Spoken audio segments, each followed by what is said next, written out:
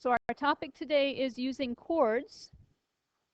And as I mentioned, there are a couple of GeoGebra activities, actually 3 of them, that can help you understand how this works. And I am looking forward to the day when we have a one-to-one initiative, when we can actually do these activities and learn it without having to have someone tell us. Okay? But let's take a peek at it so you can see how these work. So when we go to GeoGebra to this particular activity, it's all set up with coordinate plane for you. And it's simply a matter of saying I'm supposed to find a circle centered at 0, 0 with a radius of 5, and then find some diameters. So when we click on circle and we choose circle with center and radius, it says to start with the center and move out. So I'm going to click on 0, 0, and I'm going to move out until I am on 5, and then I'll release. And I've got a circle centered at 0, 0 with a radius of 5. A lot faster and easier to construct than it would be with a compass and compass and straight edge. So they want us to actually take and make a diameter through the point 4, 3. So we go and choose a segment tool, and over at 4, 3, we click to get a point B, and then we want a diameter. So that diameter has to go through the center. So what should its point down here be? -4, -3. Now we have a diameter, and that diameter, of course, is a chord that goes through the center. So making sure you understand that vocabulary and terminology. Then they ask in the same investigation for you to find a diameter through the point 5 or 0, 5. So if we're finding a diameter through the point 0, 5, we start at 0, 5, and go down, and we'll be at 0, -5. Okay? And again, it goes through our center. It goes through 0, 0. Okay? Now, how do we know that these are diameters? How can we know that we've actually found the diameter of our circle? Well, if this radius is 5, because all the radii on here are 5, right? Then if we look from 0, 0 to 0 or 4, 0, we have a right angle, don't we? And this distance is 4. What's my distance going vertically? How many steps up am I going? 3, because it's the point 4, 3, right? And this is 5, so it makes a 3, 4, 5 right triangle. 3 squared plus 4 squared gives me 5 squared. Okay? Anytime you have a vertical, of course, that's going to be 5 and 5. So we know it has to go through the diameter because we've chosen those points properly. Okay, so that was the first exploration. More than anything, to get you familiar with the circle tool, get you familiar with how to make segments, how to make chords, and so on. Okay, so back to our PowerPoint. The second exploration that they have in there, and again, the links are in your calendar, is to figure out what's happening with the perpendicular bisector of a chord. So if I go look at this one, oops, took me away. Let's try it again.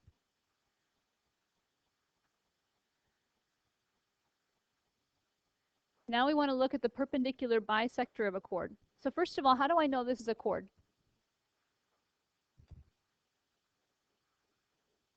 2 endpoints on the circle. The line doesn't keep going, right? So it's not a secant.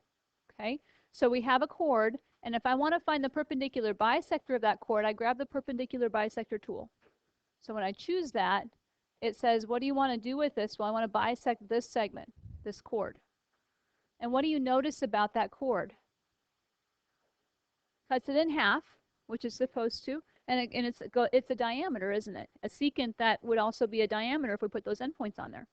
And will it always have to be a diameter? Let's move this around and see what happens. If I move the point B, is that perpendicular bisector always going to be a diameter? Yeah, it looks like there's no way I can move that without and make that point not be, or that perpendicular bisector not go through point A, the center of the circle. Okay? So this is just another observation. Sometimes seeing 1,000 different ways this works helps make it make sense and helps you remember that this perpendicular bisector will always be a diameter of the circle. So far, so good? Okay, So then one last exploration involves a chord that is perpendicular to the diameter, and what happens to those segments and what happens to the arcs, the measures of the arcs. So we'll pull this one up.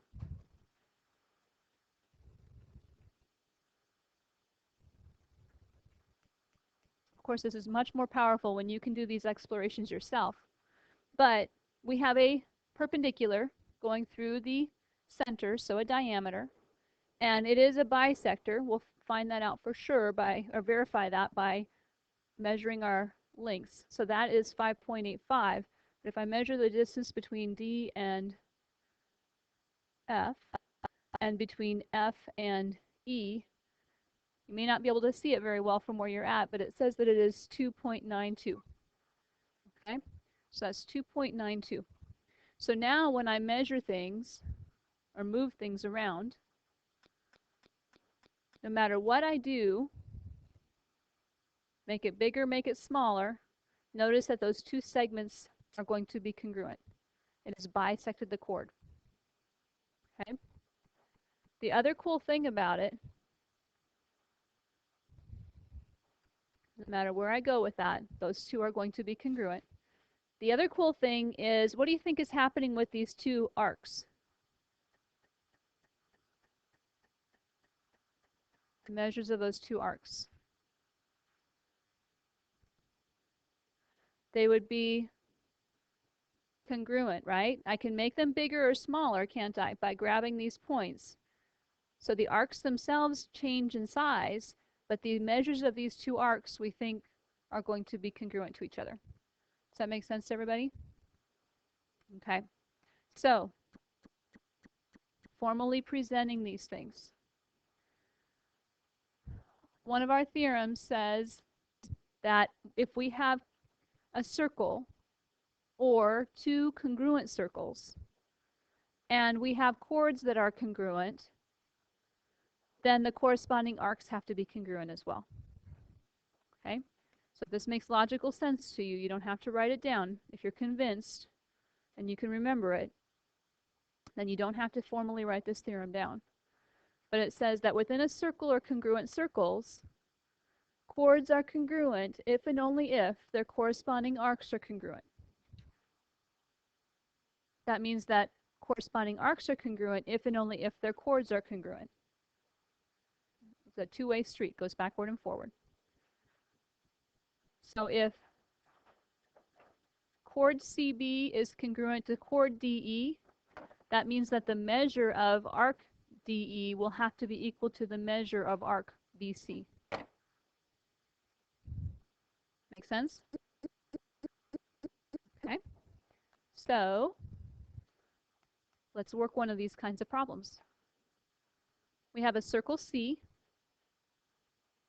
and we are told that chord AB is congruent to chord BE, which is congruent to chord DE. And the only other piece of information they gave us was that arc AD is equal to 30 degrees. They want us to find the measure of arc DE. So first of all, is arc DE a major arc or a minor arc?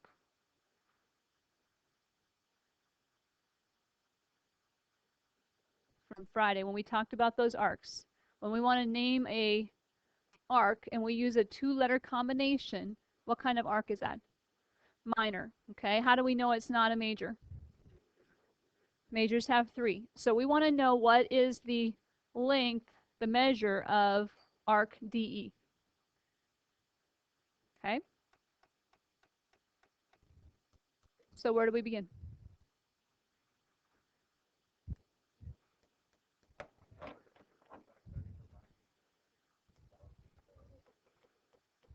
Why 90?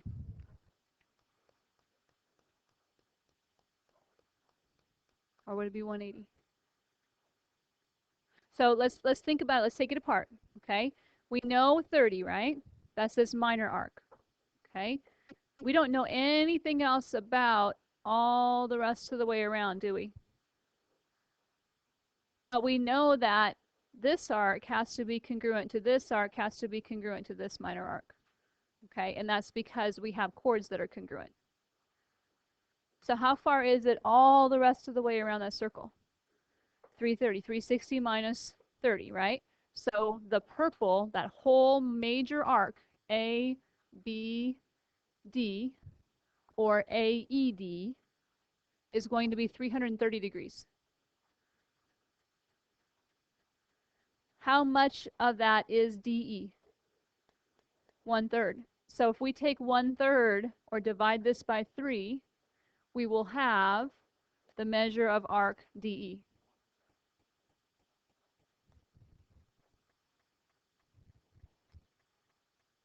Does that make sense to everyone? So the math is not hard. Not a lot of algebra with this, is there? But you have to start to sort all this out and keep track of everything that we've taught you. Major arcs, minor arcs, measures of angles, measures of chords, what a chord, a secant, a tangent is. Okay?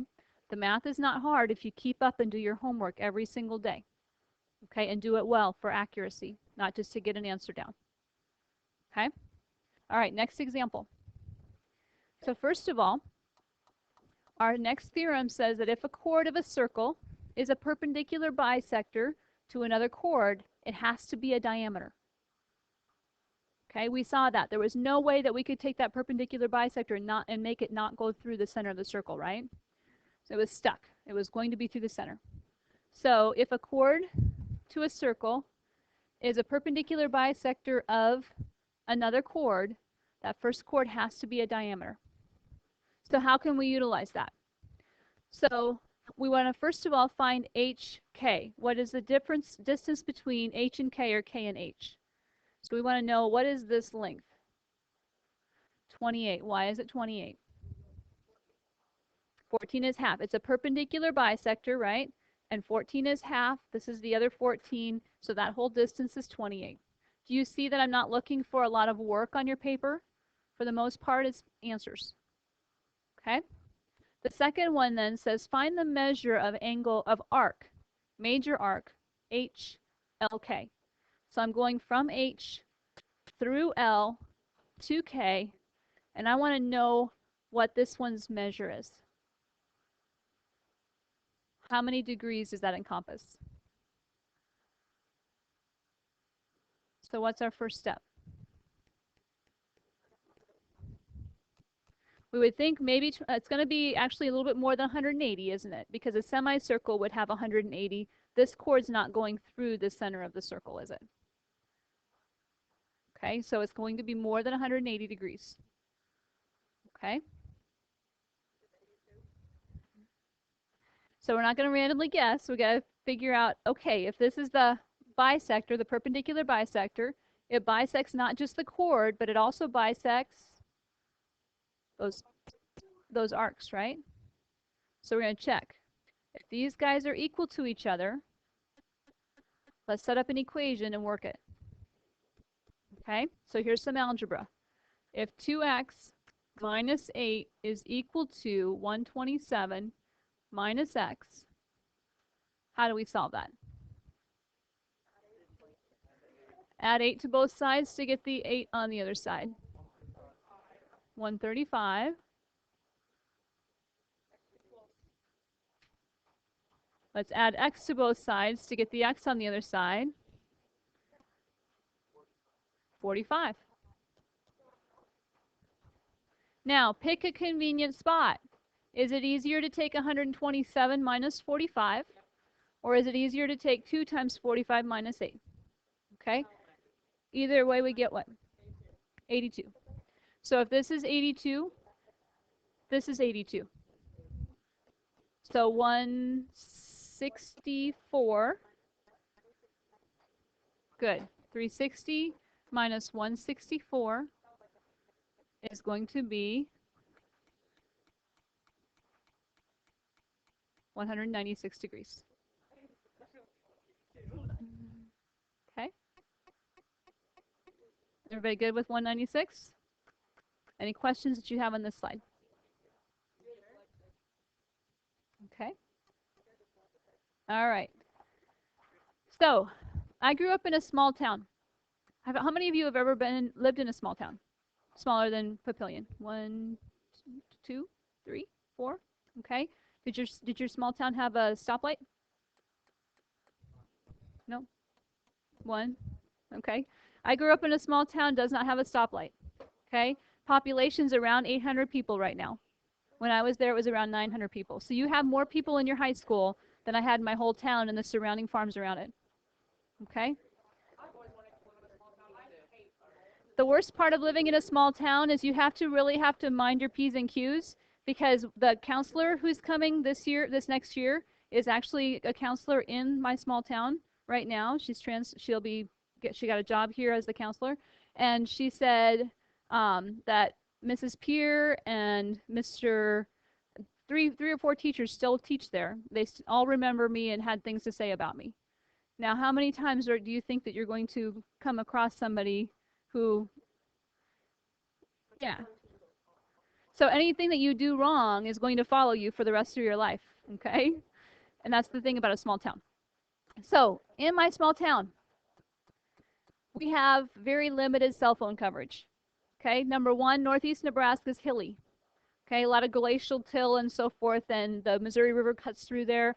We have a lot of ravines and a lot of hills, not mountains by any means, but hills. So if you live in the bottom of a hill, it's not likely that you're going to get cell phone service.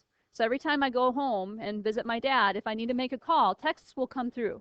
But if I need to make a phone call, I have to hike it up to the top of the hill and then make a call. And it may or may not work well, depending on how the wind's blowing. It's not super high, about, I don't know, 40 feet type of thing, about by the barn.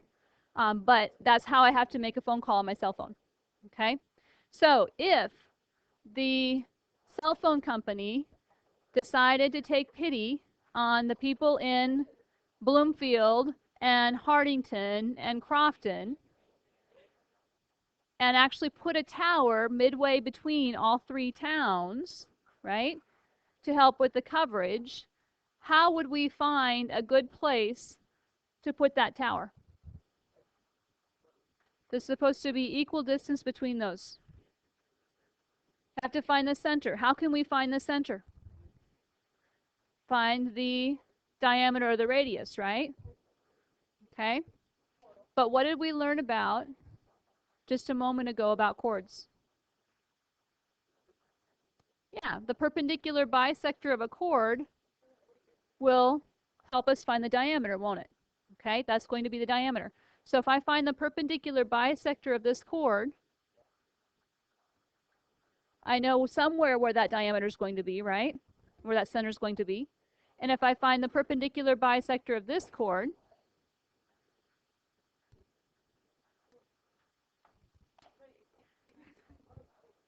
if I've done a good job, I've just found the center of my circle.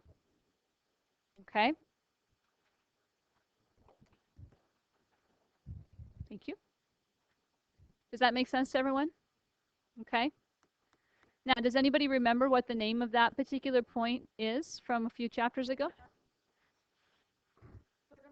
Circumcenter. This is the circumcenter. When you take the perpendicular bisectors of segments,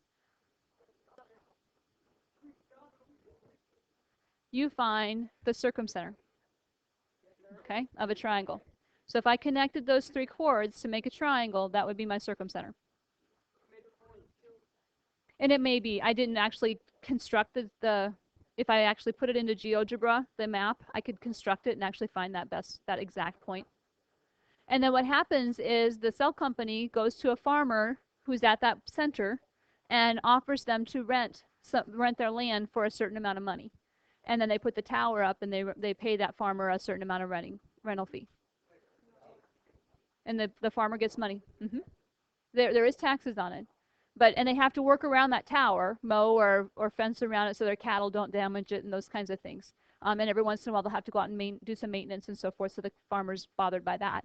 But for the most part, that's how some farmers make quite a bit of money, is just even having the option to rent that hill as a cell phone company.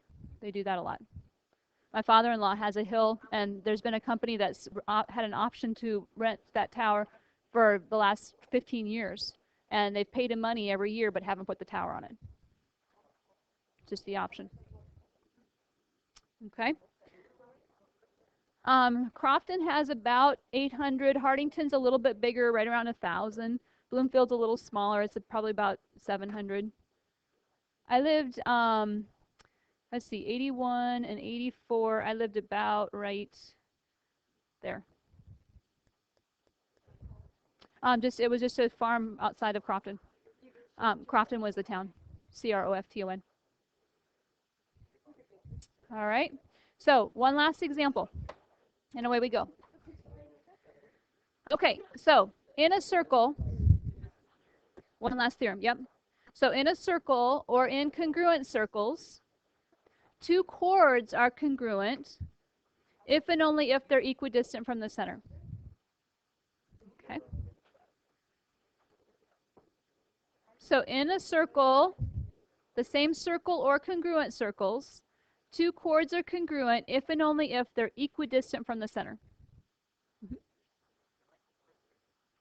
They don't have a sign for chords. Yeah, they'll have to say the word chord and then give you two letters. We don't have a symbol for chords or secants, other than the fact that it's a segment. Okay? All right, so in this diagram, EP is congruent to EQ. So they each have a length of 12. So they're equal distance from that center, right? So we want to be able to find the radius of circle E.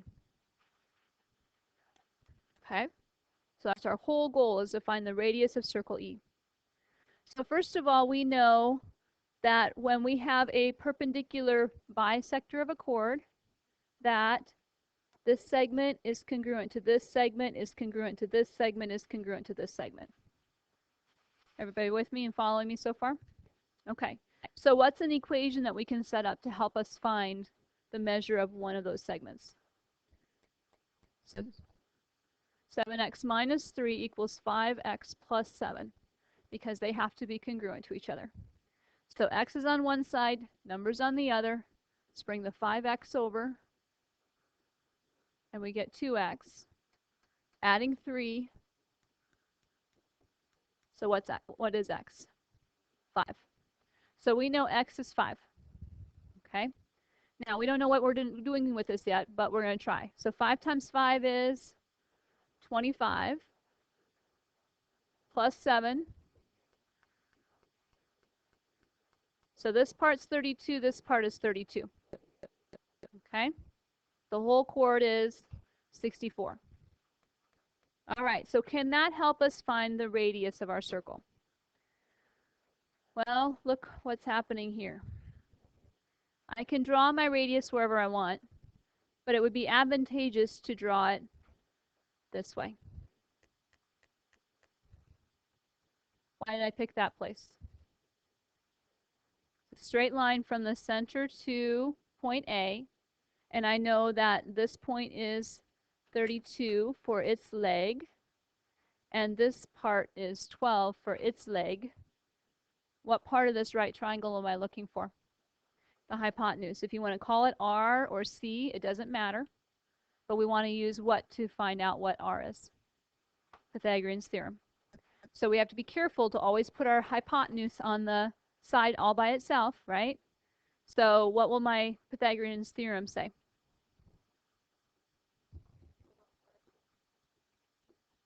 Absolutely.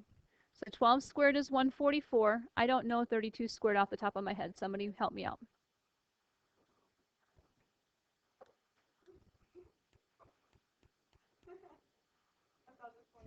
So 1024. I should have known that one. It's a base 2. So 1024 plus 144 is how much?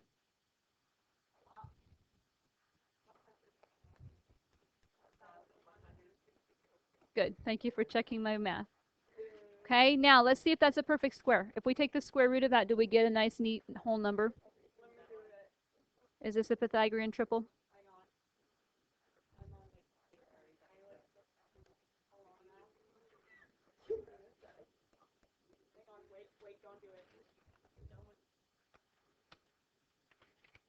Is it a nice, neat number? Okay, so not a perfect square. But let's divide it by 4. Okay. So not a perfect square. So let's divide that by 4. Not a perfect, doesn't evenly. 1138 divided by 68. 68 divided by 4. 292.